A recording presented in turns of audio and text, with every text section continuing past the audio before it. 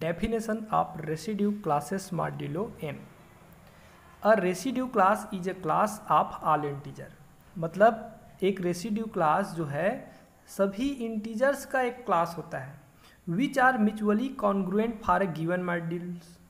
There are n distinct residue classes. मतलब क्या, अगर कोई मान लो गिवन मॉड्यूल n के लिए दिया है तो उसके लिए n डिस्टिंक्ट रेसिड्यू क्लास बनेगा भाई, corresponding to the terms of a complete residue system modulo n. और ये जो है एक कंप्लीट सिस्टम को रिप्रेजेंट करेगा रेसिड्यू क्लास के लिए. Collectively they comprise the class of all integer. इसमें सभी के सभी इंटीजर्स समाहित होंगे. चलिए देखते हैं सेट ऑफ इंटीजर के लिए n मॉड्यूलो में रेसिड्यू क्लास क्या होता है. तो इसको डिनोट किया जाता है Zn के रूप में. Set of all residue classes modulo n. n modulo में हम Z के लिए मतलब इंटीजर्स के लिए रेसिड्यू क्लास देखते हैं. तो देखो Zn जो है class of 0, class of 1, class of 2, class of 3 ऐसे करते करते n-1 तक जाएगा. तो देखो n-1 तक जा रहा है तो n-1 प्लस इसमें एक 0 वाला क्लास भी है तो टोटल n क्लास बन गया. तो इस प्रकार से रिप्रेजेंट किया जाता है सेट के रूप में Zn सच दैट इसमें 0 क्लास वाले, 1 क्लास वाले, 2 क्लास वाले अप टू n-1. अगर Zn के लिए देख रहे हैं तो उसमें एक कम तक क्लास बनेगा भाई. जहाँ ये सब कैसे डिफाइन होता है तो देखिए 0 तो x is belongs to z such that n divides x minus 0. मतलब जितने भी इंटीजर हैं उसमें 0 को माइनस करेंगे तो वही इंटीजर मिल जाएगा और उसको n से डिवाइड जो इंटीजर हो जाएंगे वे 0 वाले क्लास में आएंगे. 1 वाले क्लास में कैसे कैसे आएंगे, तो जितने भी इंटीजर हैं उसमें एक माइनस कर दीजिए, फिर अगर वो n से डिवाइड हो रहा है वे सभी 1 वाले क्लास में आएंगे. 2 वाले क्लास में कैसे इंटीजर आएंगे, ऐसे इंटीजर आएंगे जिसमें दो माइनस करने के बाद वो n से डिवाइड हो जाए. ऐसे करते करते ये n-1 तक चलता है क्योंकि n-1 रेसिड्यू क्लास है Zn में.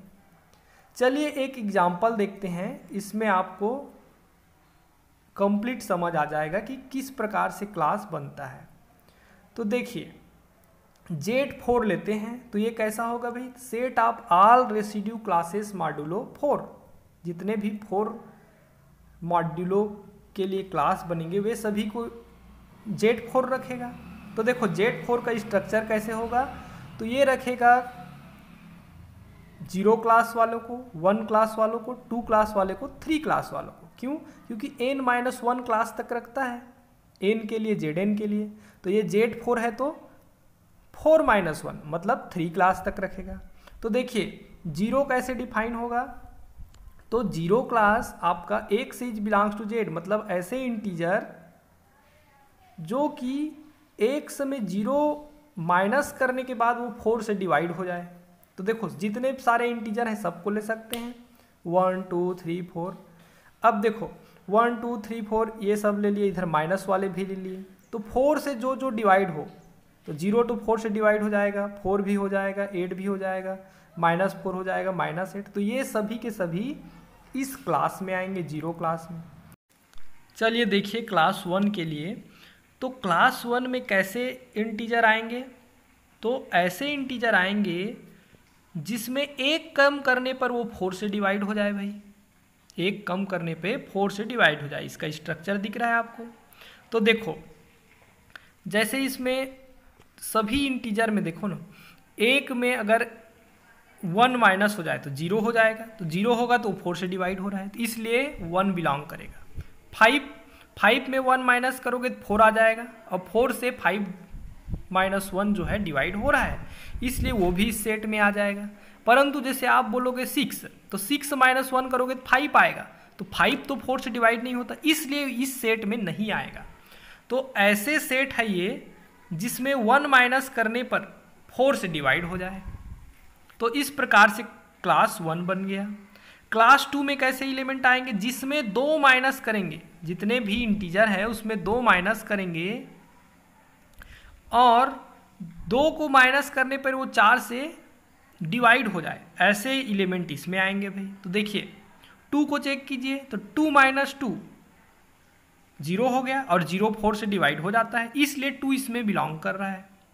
6 देखो तो 6 में 2 माइनस करोगे 4 आ गया, 4 से डिवाइड हो रहा है इसलिए इस सेट में आएगा। तो ऐसे इस सेट में जितने सारे एलिमेंट आएंगे वो इस कंडीशन को पालन करना चाहिए। इसमें 5 क्यों नहीं आएगा, क्योंकि 5 माइनस 2 करोगे 3 आ जाएगा, 3 4 से डिवाइड नहीं होता इसलिए नहीं आएगा। अब क्लास 3 देखिए, इसमें कैसे एलिमेंट आएंगे, ऐसे इंटीजर आएंगे जो कि 3 माइनस करने पर 4 से डिवाइड हो जाए।